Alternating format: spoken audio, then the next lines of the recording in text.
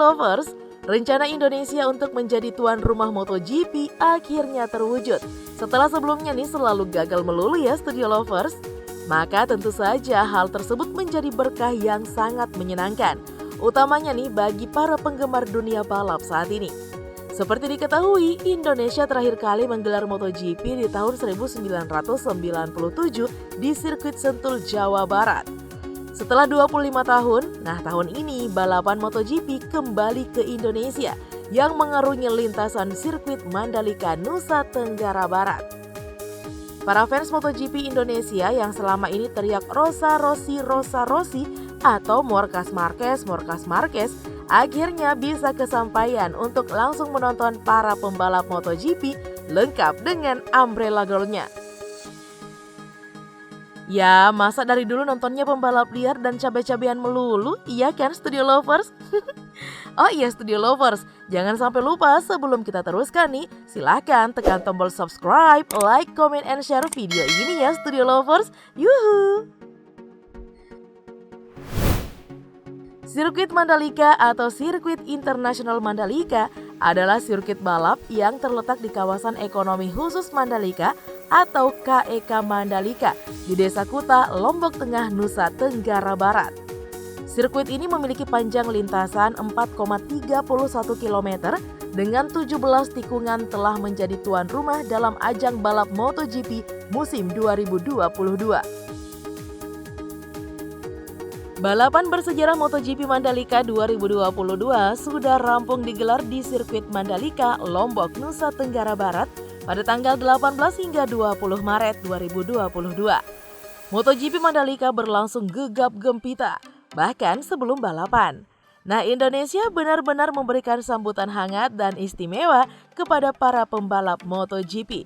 Marc Marquez dan kawan-kawannya bukan hanya disambut fans fanatiknya di Indonesia, mereka juga dijamu oleh Presiden Joko Widodo di Istana Merdeka dan melakukan parade di Jakarta pada hari Rabu 16 Maret 2022.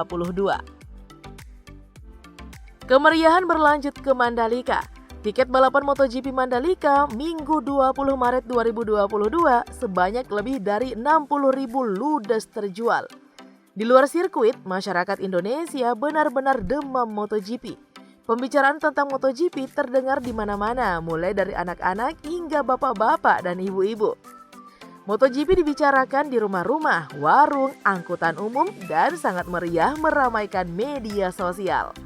Banyak juga nih momen-momen unik yang mengiringi perhelatan rangkaian MotoGP Indonesia yang sulit dijumpai di seri-seri lainnya.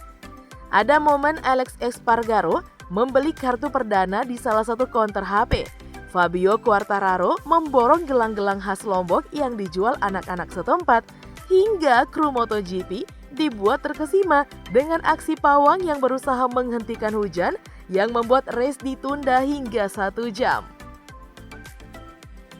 Pembicaraan tentang pawang di media sosial bahkan menjadi viral, bertahan menjadi trending topik di Twitter hingga 2 hari. Sungguh euforia yang sangat luar biasa ya Studio Lovers. Studio Lovers, tidak ada MotoGP. Bagaimanakah nasib sirkuit Mandalika setelah pagelaran MotoGP 2022 kini?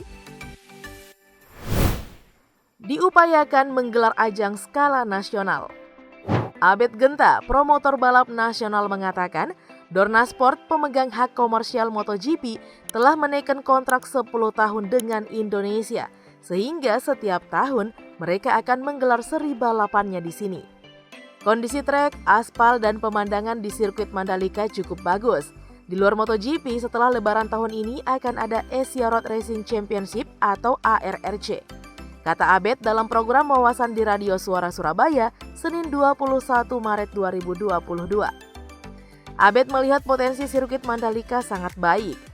Selain lokasinya yang bagus, area luar sirkuit bisa dipakai untuk slalom level nasional dan internasional. Kemudian bagian dalam sirkuit selain balap motor juga bisa dipakai acara balap mobil seperti di Sentul. Sementara itu fasilitas lain yang perlu ditingkatkan adalah penambahan jumlah penginapan dekat sirkuit, kemudian ketertiban penjualan tiket dan shuttle bus. Diusahakan menggelar ajang internasional selain MotoGP dan WSBK. Direktur Utama Mandalika Grand Prix Association atau MGPA Priyandi Satria mengatakan kondisi sirkuit Mandalika tidak mengalami kerusakan parah pasca event MotoGP. Hal itu dipastikan usai melakukan inspeksi bersama Federation Internationale de Automobile atau FIA Kamis 24 Maret 2022 kemarin di sirkuit Mandalika. FIA sendiri, kata Priyandi, belum memberikan penilaian kondisi sirkuit Mandalika dalam rangka menuju homologasi jelang persiapan balapan roda 4 dari ajang World GT Challenge hingga Formula One. Setelah event MotoGP, sirkuit Mandalika sedang dalam tahap pengeringan usai dilintasi kuda besi lebih dari 90 rider di Mandalika. Direktur Utama MGPA Priyandi Satria juga memastikan sirkuit Mandalika tidak akan nganggur, apalagi terbengkalai setelah perhelatan MotoGP. Sejumlah agenda balapan lainnya baik skala internasional maupun nasional sudah direncanakan bakalan digelar di sirkuit Mandalika. Sementara itu, sirkuit Mandalika juga dipersiapkan untuk balapan roda 4 GT Series di Oktober mendatang. Bahkan nih, sirkuit Mandalika rencananya dimasukkan ke dalam program Sirkuit Tours. Warga ingin agar Mandalika menggelar banyak ajang. Apa yang diusahakan Priyandi ini menjadi harapan dari banyak warga, khususnya warga Lombok. Sirkuit Mandalika nantinya juga bisa digunakan untuk latihan pribadi dengan skema penyewaan yang juga rancangannya masih didiskusikan. Pasalnya nih, ada banyak elemen yang harus dipersiapkan jika ada seorang pembalap atau sebuah tim yang ingin menggunakan sirkuit Mandalika untuk latihan. Bagaimana Studio Lovers? Sirkuit Mandalika akan tetap hidup sebab telah menjadi primadona baru bagi para wisatawan yang mencari opsi destinasi lain ketika berkunjung ke wilayah Bali dan juga Lombok. Hal ini sejalan dengan rencana pemerintah dalam mendorong potensi pertumbuhan ekonomi di sektor pariwisata, terutama destinasi sport tourism agar tidak melulu terpaku pada destinasi alam semata.